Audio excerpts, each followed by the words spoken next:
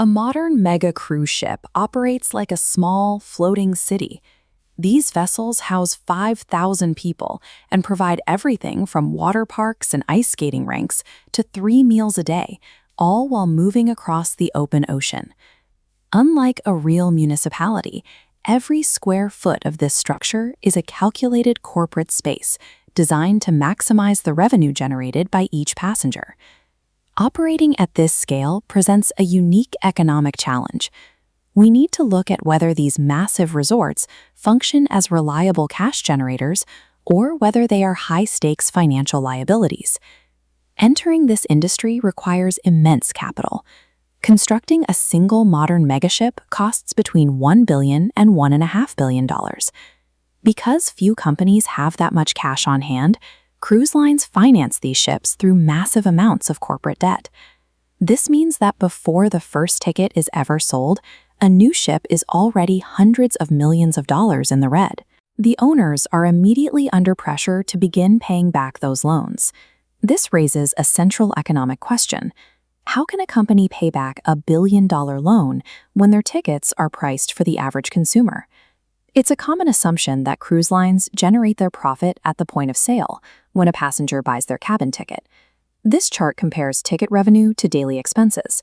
The base fare barely keeps the lights on, covering only survival costs like engine fuel, port fees, and feeding thousands of passengers. Relying exclusively on these baseline sales, the lack of profit margins would cause immediate bankruptcy. The affordable base fare functions as a gateway. It brings passengers into a controlled environment, designed to facilitate the high-margin spending required to make the ship profitable.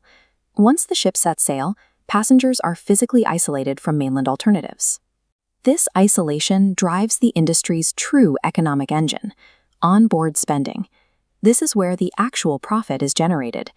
In a vacation mindset, passengers often accept higher prices for goods and services because they have no other convenient options while at sea.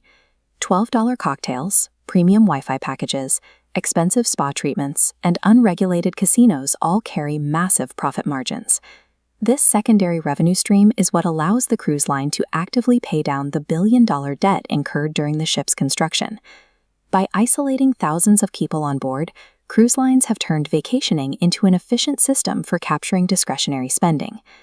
Even with these margins, domestic operating costs and taxes could still prevent a company from clearing its massive debts. This is particularly true for major cruise lines that are headquartered in U.S. hubs like Miami and cater primarily to American consumers.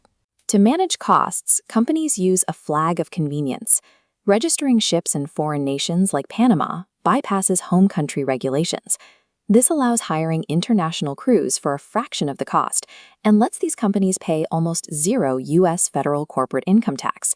This is why you'll see foreign flags flying from the masts of these ships, even when they are docked in American ports. This regulatory strategy protects the profits made on board, making the high-debt business model viable. The cruise industry functions through a three-part strategy: managing massive upfront debt, capturing spending from a captive audience, and using international legal structures to minimize operating costs. While the upfront debt is high risk, this combination of factors creates a highly effective system for generating cash. The next time you see a megaship on the horizon, it represents a specific intersection of consumer psychology and international maritime law.